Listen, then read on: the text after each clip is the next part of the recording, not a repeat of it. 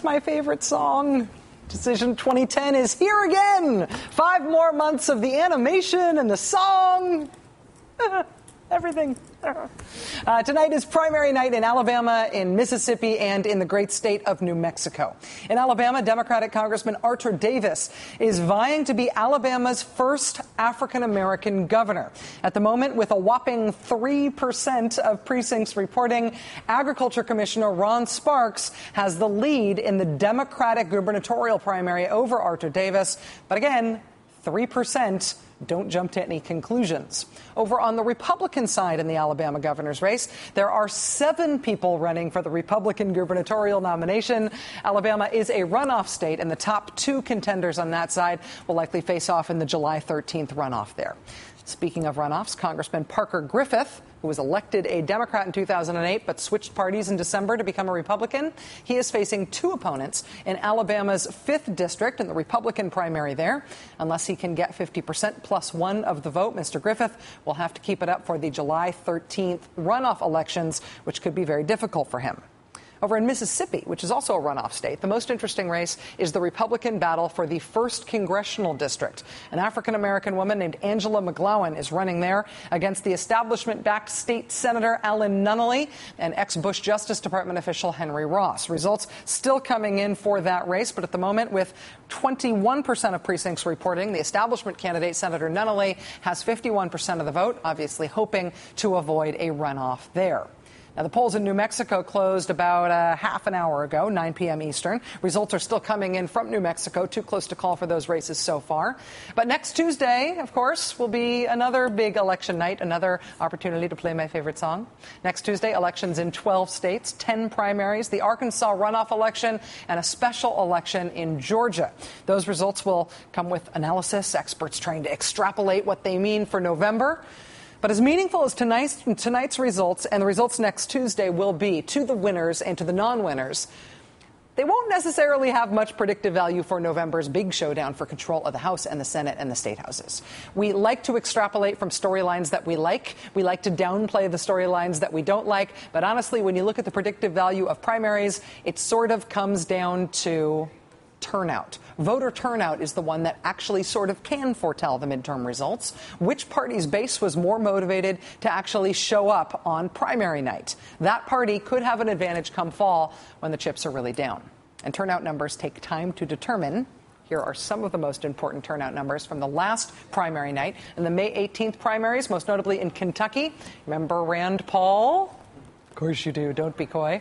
Dr. Rand Paul walloped the Republican establishment pick in the Senate primary in Kentucky.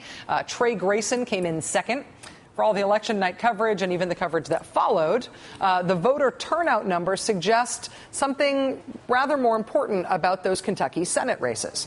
The loser of the Democratic Senate primary, the loser on the Democratic race, got more votes than the winner of the Republican race. Rand Paul won his primary over Trey Grayson with just under 207,000 votes. Lieutenant Governor Dan Mongiardo had 225,000 votes, and the Democratic winner, the Kentucky Attorney General Jack Conway, had 229,000 votes. So more Democratic voters than Republican voters decided to show up and vote, despite there being a lot more national attention to the Republican race. That's interesting. So we will keep an eye on all the races tonight, and for the rest of the primary season, we will also keep track of who turned out in what numbers, which may actually be the most important thing that happens on these exciting Tuesday nights. Joining us now is Ed Schultz, host of MSNBC's The Ed Show and author of the new book, Killer Politics, How Big Money and Bad Politics Are Destroying the Great American Middle Class. Ed, thank you so much for being here. Thank you, Rachel. I know why you like that animation. It has an official sound to it. Yeah. Anytime you can do something official, right? It makes me feel I belong here. Yeah. This is exactly what I'm meant to be doing. When you look at what's going on, I mean, obviously tonight, not a huge primary night, but races are happening. Had a slightly bigger one last Tuesday, definitely bigger one coming up next Tuesday. These primaries, are they starting to give shape to you? Any shape that you can see to what's going to happen in the midterms? Well, I think next Tuesday night in Arkansas, it's going to be big because this is really the first of 4 senators on the Democratic side and the independent side that fought health care, the public option, and some other provisions in there that was supposed to be part of the government takeover. You had Joe Lieberman, Ben Nelson, Mary Landrieu, and Blanche Lincoln. Lincoln's the first one up. She's facing a tremendous challenge from Bill Halter, Lieutenant Governor, who is getting a lot of support from progressives around the country.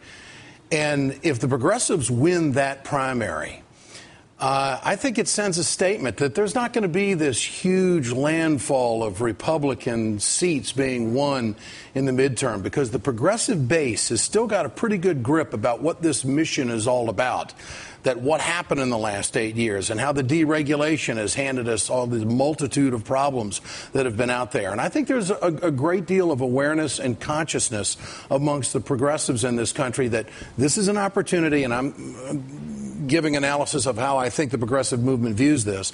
This is an opportunity for the Democrats, the liberals, the progressives, to take out a corporate Democrat. And that's Blanche Lincoln. Now, she may have done some good things, but how she's viewed and perception's everything right now. Do you think do you buy the common wisdom that electing a more progressive Democrat in a conservative state, relatively conservative state like Arkansas, sets Democrats up worse for the general election?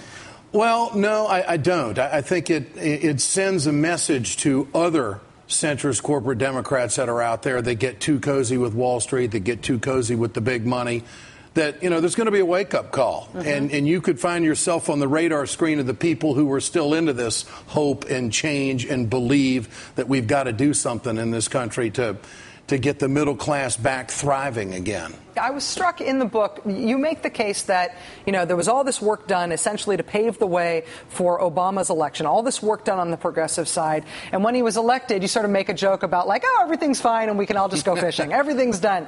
And on the one hand, you're sort of making this case that people need to keep fighting. I mean, you on the cover, you have boxing gloves on. Yeah.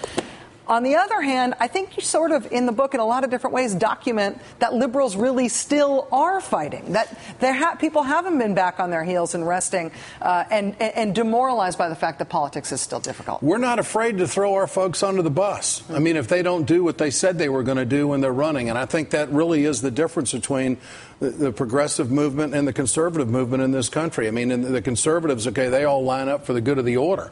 What I think Democrats are doing right now, the ones that I describe and write about in the book, are ones that are bound and determined. I mean, we're at a very crucial point in this country's history. We're either going to do this or we're not.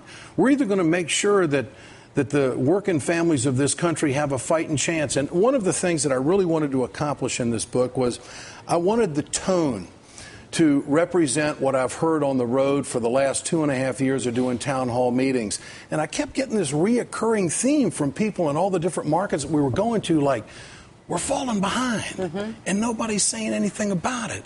So I wanted to write a book on the middle class and represent the everyday struggles and the numbers. There's a lot of research in the book are just absolutely staggering on what has happened for the top 1%, the deregulation that's taken place, the dirty money in politics that has shaken down the politician and influenced our elections, and who's out there with almost no representation?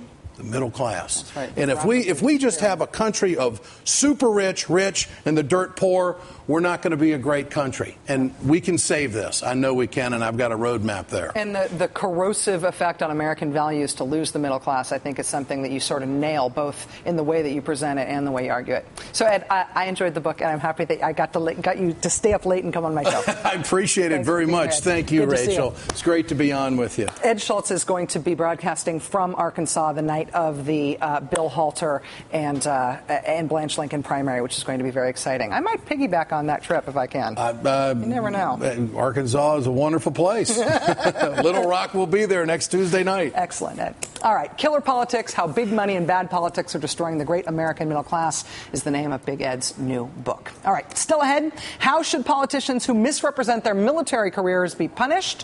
Fine and imprisonment, thundered conservative Utah Senator Orrin Hatch, unless it's a Republican caught fudging his record. And then it's sort of a stern talking to, pat on the back for creativity, maybe. Orrin Hatch gets caught out being very, very partisan in a bad way. Please stay with us.